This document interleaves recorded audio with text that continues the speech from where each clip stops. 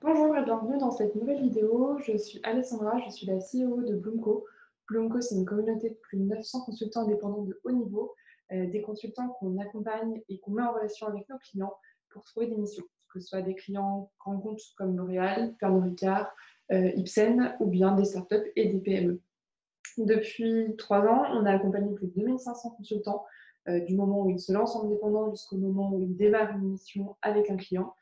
Et on se rend compte qu'une question qui revient systématiquement et qui est un petit peu épineuse au début quand on se lance en tant que freelance, c'est la question du TJM. Donc, cette vidéo, on va voir un peu en détail tous les aspects sur le TJM. Déjà, qu'est-ce que c'est un TJM et puis surtout comment on le fixe. Qu'est-ce qui va l'impacter à la hausse, qu'est-ce qui va l'impacter à la baisse. Je vous propose de démarrer peut-être avec la question qu'est-ce que c'est un TJM justement. TJM, ça veut dire taux journalier moyen. Vous entendrez parfois aussi parler de TJH pour taux jour homme. Concrètement, le TJM, c'est le montant que vous allez facturer pour une journée de prestation. Ça va vous permettre de déterminer tout simplement le montant de la mission que vous avez réalisée en fonction du nombre de jours que vous avez passé pour la mission.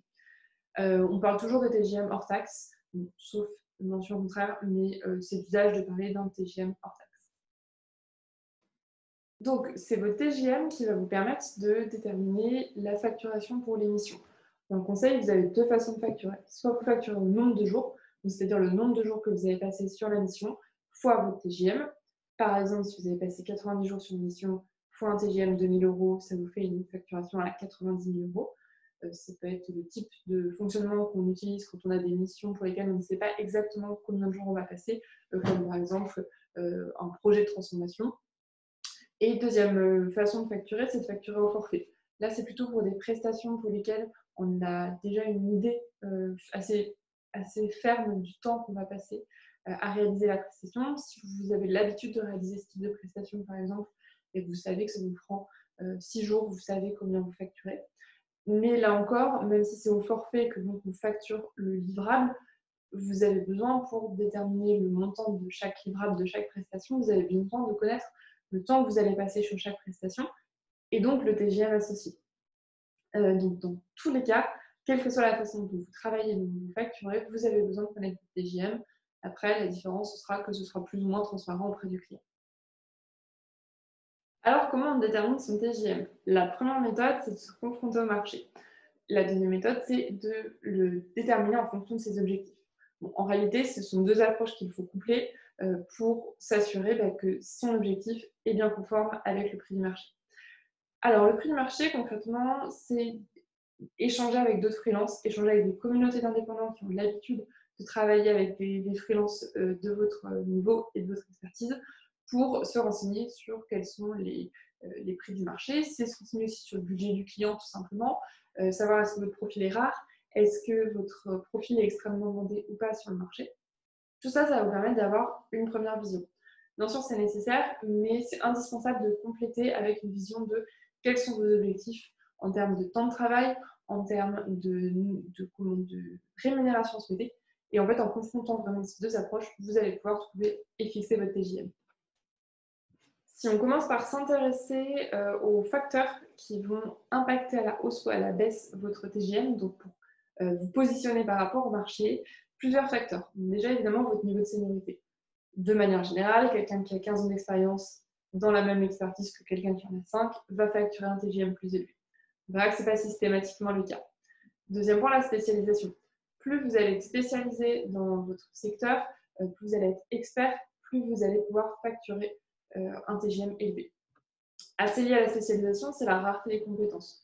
Je vous donne un exemple. On travaille régulièrement avec un consultant qui est expert des systèmes de paiement sur les marketplaces. Donc, c'est une expertise à la fois métier et technique qui est extrêmement précise, extrêmement pointue et extrêmement rare et demandée. Donc, il peut facturer un TGM bien plus élevé que certains consultants beaucoup plus seniors que lui. Le deuxième point, c'est les études et les formations, évidemment.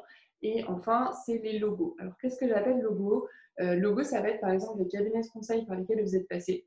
C'est vrai que si vous êtes passé par un cabinet de conseil comme McKinsey ou Bain, forcément, ça va vous permettre de facturer un TGM plus élevé.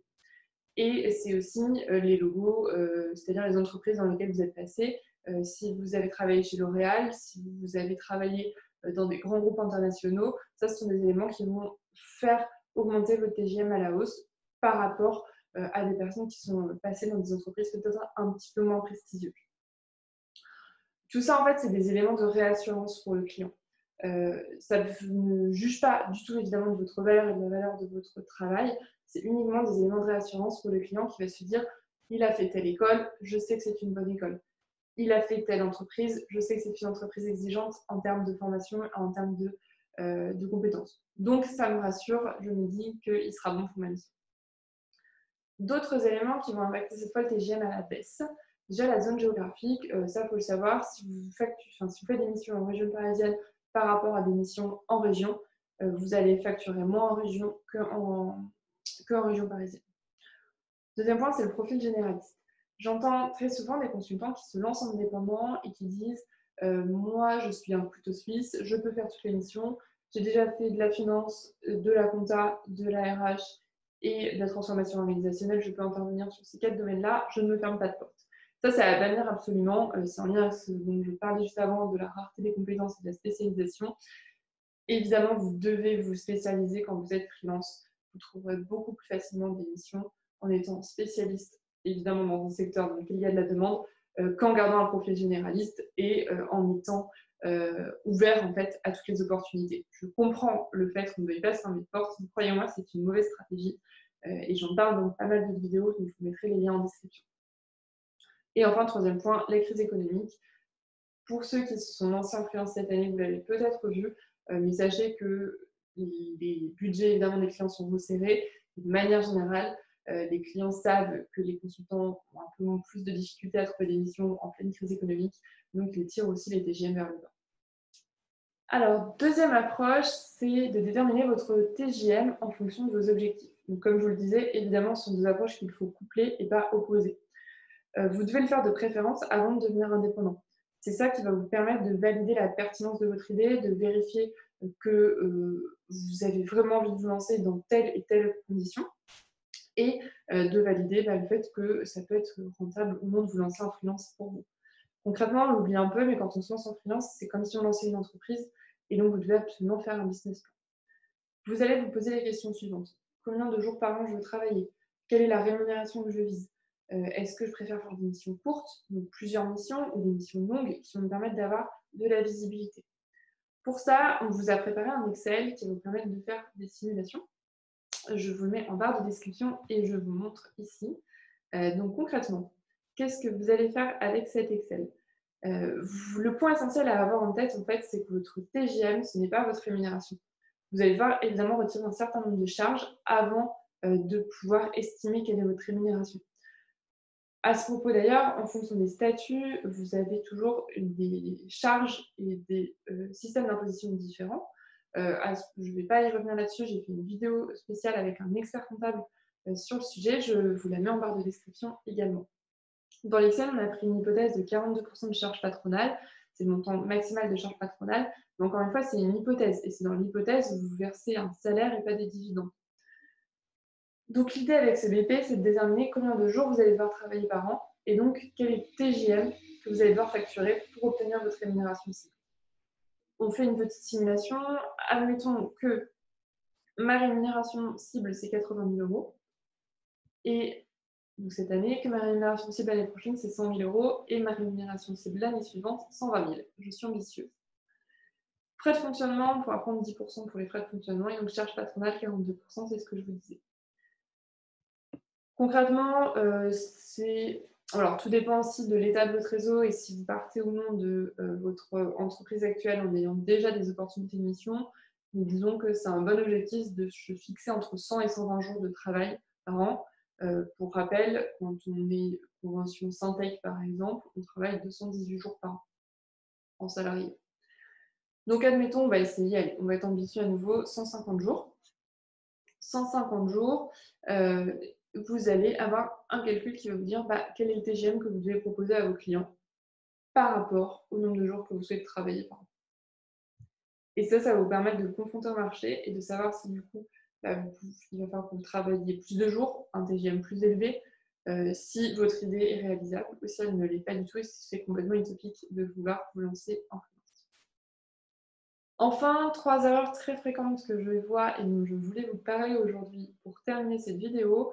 c'est déjà de penser que seul le niveau de seniorité compte. Ça, c'est une vraie erreur. À seniorité égale, les TGM vont être très différents en fonction des parcours. Et c'est pour ça que vous devez garder en tête les différents éléments qu'on a vus plus haut qui impactent à la hausse ou à la baisse votre TGM, parce que la seniorité ne peut pas être le seul critère à prendre en compte pour fixer votre TGM. Deuxième erreur, c'est de viser le même TGM qu'en cabinet de conseil. C'est utopique pour deux raisons. D'abord, évidemment, parce que l'intérêt d'un client de travailler avec un freelance, c'est parce qu'il va pouvoir justement être plus compétitif qu'un cabinet de conseil. Donc, ça lui permet de réduire son budget.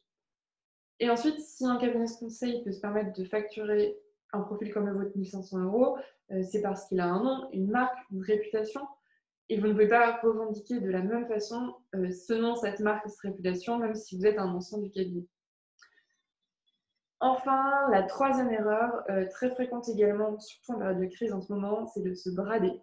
Se brader, concrètement, les risques, c'est que votre TGM ne soit pas aligné avec votre seniorité et votre niveau d'expertise, et donc que ça amène un doute sur votre expertise, justement.